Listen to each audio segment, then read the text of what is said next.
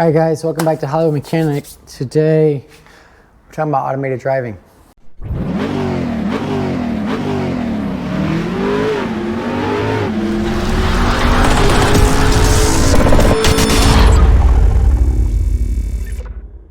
right, guys, so what is automated driving? This is a really great opportunity, right, to do pros and cons. And you know I love doing pros and cons, but today we're just going to talk about one aspect that honestly scares the shit out of me. Automated driving is basically just another form of automation entering into our daily lives. And this has been happening since the 60s and the 70s with automatic clothes washers, automatic dishwashers, a coffee machine that starts itself in the morning. The plan was to take some menial tasks out of our daily life so that we can maximize our time to live more fulfilling lives. Have hobbies that give us pride and enjoyment, or spend time with families, or advance ourselves in our careers through education. So how are we doing? Well, in the last 50 years, obesity in the US has tripled. And if you look at like the hobby statistics on polls, music is the #1 hobby, but I'm gonna go ahead and bet that not people playing. Why do I say that? The Bureau of Labor Statistics say that we have fewer full-time musicians now than we've ever had. I mean, if you look at the numbers from 1999 to 2019, I mean, it's something like 10%. I'm trying to just like pick on the US. Let's look at the world. The US, England, Ireland, and Australia have the lowest percentage of a population that speak 2 languages fluently. And I'm not picking on these countries. It's not because they're stupid, it's because there's no necessity to speak another language. If you live in South America, Europe, Africa, a lot of the countries are the size of West Virginia. And would you want to live your whole life in the state of West Virginia? Because Americans speak English, and English is the #1 language used, we don't have the need to speak another language, so we're just not doing it. And what does that do? It atrophies a small part of our brain that allows us to relate or see a bigger picture. Let me give you an example where this has affected me in my life. When I opened my first shop, it was in Inglewood, and I didn't have a huge fan base or a reputation, and I didn't even have the skills or knowledge or tools that I have now. But I had the necessity to complete tasks and make money, pay my bills, survive. And what that led to was me taking any car that would come in and attacking that problem with observation, doing as much research as I could. Back then there were no e-manuals online, so it was more like studying how an AC system generally works and then observing the car that I was working on to see what from that I had learned could apply. I didn't have special tools. I would have to figure out how to make do with the tools I had. And it worked. I had a very good success rate, and I was growing the business, and I actually got noticed by someone at Lamborghini Beverly Hills who offered me a job after I had done some work for some of the employees' personal cars. And I was so excited. I was like, dude, this is my dream. I love these cars. I'm gonna finally learn like the ins and outs, how the timing is done, how the fuel injection is done. I can't wait. But I was a little disappointed, because when I showed up, dealerships at that point had decided that they did not trust these extremely complex machines into the hands of a lowly technician. I mean, the dealership no longer does things like shimming transmissions or even rebuilding them. It's all sent out. What the technician's doing is being a tool. I mean, we have special tools that make it as easy and thoughtless as possible for us. We have a scan tool that reads the codes and then develops a test plan that literally holds your hand and says, hey, go to this part of the car and look at this sensor, measure these values. Is that good? Measure the values from the harness. Is that good? Go to the ECM and measure the continuity of the harness. It's literally dumbed it down because, let's be honest, techs are not necessarily the most accountable people or the most educated. So the faults that they were misdiagnosing was looking bad on the dealer, a dealer who's charging a premium price and coming back wrong. And it still happens. I mean, look at this one from Audi where they said the tune was causing the problem, and it wasn't. It was an Audi technician that didn't put a clamp back on, and so allowed the wires to move freely and eventually tear apart inside. Or how about this one from Land Rover, where they told him that the problem that had no check engine lights was a result of a drive shaft and motor mounts, charged him $3,500. When that didn't work, they quoted him $27,000, almost double the current value of the car, to try to fix the problem because they just didn't know. So that's where I was at. I realized that, hey, I've got these special tools. If I don't know the answer, I can go to a master tech, or I can create a case and send it to the factory, and then they will tell me what to do. And that caused that critical thinking part of my mind to atrophy. A lot of times when the answers would come to me, they were so elementary and something I had covered in the past, I really was frustrated with myself. I couldn't believe I was becoming a worse tech. Now, you're probably sitting there going, Mike, this is boring. I don't care. You're a technician. This is part of your industry. It doesn't affect me. Well, let me give you an example that might affect you more. For Christmas, I bought my girlfriend a tablet.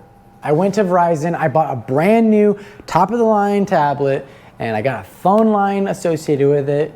It's an Apple product, and I've been a good Verizon customer for a long time, and I thought they were gonna do me right. The package came, I wrapped it, put it under the tree. We opened it Christmas Day, camera doesn't work on it. So I called Verizon, and they put me through an automated process to verify who I was, and then an automated problem solving process of, hey, is the tablet turned on? Is the battery charged? Did you do a factory reset? Did you update it? And I went through that process. It wouldn't let me talk to a person until I did that, and I got a person on the phone. And guess what they said? Have you turned it on? Is the battery charged? Have you updated it? No, sir. I need you to update right now. Have you done a factory reset? No, sir. You need to do it. That's not enough time. Do a factory reset. We have to go through this process. And so I wasn't even dealing with a human. I was dealing with an automated machine, a human reading from a script. Now the point of him is to, at that point, at the end of all that, say, you know what? We got a happy long-time customer that bought a brand new product, and genuinely something is wrong with it. Let's send him a new product. But they didn't. He said, I can send you a refurbished one. And I was so frustrated with his lack of human ability to analyze, observe, critically think, and say, let's make an exception for this guy, that I critically thought and remembered I had a 14-day no question asked return policy, which I promptly invoked, immediately sent it back, went to Apple, and bought a brand new one from Apple. So you're thinking, okay, well that'll show them. If enough of us do this, then Verizon will learn that they should be more critical of their staff and let them have more rights. But honestly, no. It's still more financially viable for them to blow me off, because guess what? I'm 1 out of 10. I'm the critical thinker. 9 out of 10 people that call in get their problem resolved by this automated process because they're just not critical thinkers anymore. And if Verizon was to allow their employees to make exceptions, then they would do it so often that it would cause lots of tablets being returned when all they needed was an update or a battery charge. So yeah, it's still smarter for them to piss me off and lose me as a happy customer, because in the grand scheme of things, they've lost less money than dealing with the other 90%. What about driving? This is a Porsche GT3 from 2004. It's a 996, and it's a manual transmission. This is a hobbyist car. And you know what a hobby is? It's something that forces you to analyze and to improve and critically think. I mean, driving a supercar in the 90s was more than just a financial flex. It was a skill flex. If you were driving a Lamborghini around, it's because you hadn't died in a Lamborghini yet. That meant you had the skill to mechanically operate this beast. But nowadays, our supercars are so automated that anyone can jump in, push the pedal to the floor, and the nannies will take care of the rest, making you safe and comfortable. And yeah, you can sit there and say, Micah, that's messed up. You should, you should be happy for that. But I'm not. Because these cars are made for enthusiasts. And if you talk to a real enthusiast, they would rather drive this 375 horsepower manual Porsche than a 2019 700 horsepower Lamborghini.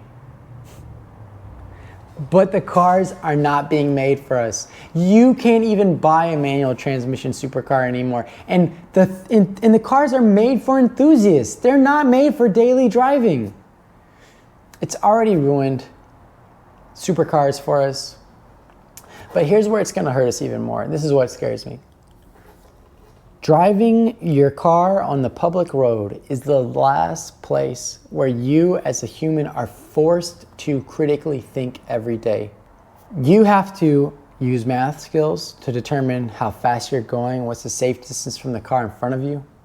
You have to interact with other people who may have a different point of view or a different driving skill. It teaches you some form of patience and control and compassion. It exercises that critical thinking and that social camaraderie and competition part of your brain that if you don't exercise it, it will atrophy. Don't believe me? How many people don't use turn signals anymore?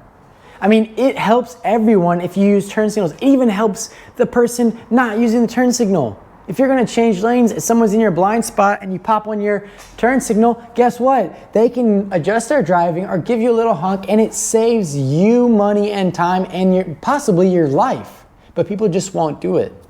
Okay, Micah, but that's a selfish reason. They don't wanna do this. How about another selfish reason that you should be critically thinking? On the freeway, you know, when you see all those cars going side by side the exact same speed, you know, if you all got in a line, other than the first person, you would all be saving money. And on a global scale, you would be saving emissions and saving the planet, doing good. But people want to talk about doing good, but they don't want to think about it. I mean, you have no reason for riding in that third lane at 60 miles an hour. You have zero reason, but you do it. And you get mad at other people for getting mad at you for blocking up the fast lane, slowing down traffic, affecting everyone negatively because you can't critically think. So when we take this driving away and people go to their job where, you know, you're not dealing with a stranger at Starbucks, you're dealing with Starbucks, telling them, hey, welcome to Starbucks, you gotta say it. Hey man, have a nice day. Chick-fil-A, what do they say for thank you at Chick-fil-A? My pleasure. They're not critically thinking. They're going by an automated mold. They're going on an automated mold on their phone, only liking photos and following and being followed by people who agree with them, no longer practicing any kind of critical thought process. This will be the end of our society. As a matter of fact, I predict once automated driving takes over, you'll see countries that close their border and restrict their population to living a critical thought process life. I mean, we're already hearing the governor of Florida and the governor of Texas say, hey, if you're leaving the problem states that you guys created by your votes and coming here, you better vote a certain way. They're panicked. They're worried that the stupidity is coming for them. And I'm not saying liberal, because there's just as many stupid people on the conservative side. That's the problem. They take a side and they don't critically think and they follow this automated process. So usually at the end of the videos I say, hey man, here's what we should do to fix it. But I don't have a solution. I mean, automated driving technically is better for me. I can save time and I'm going to use that time to bring you content and develop new technologies and to grow and live a more fulfilling life and to change this world. So yeah, for me, I don't have to wait on that idiot who's stuck on his cell phone at the front of the line, not going when the light turns green. That's great. That's a short-term goal. In the long term, we will all be trapped by an automated society. And if you buck it, you're the asshole. There's more than one way to keep somebody trapped.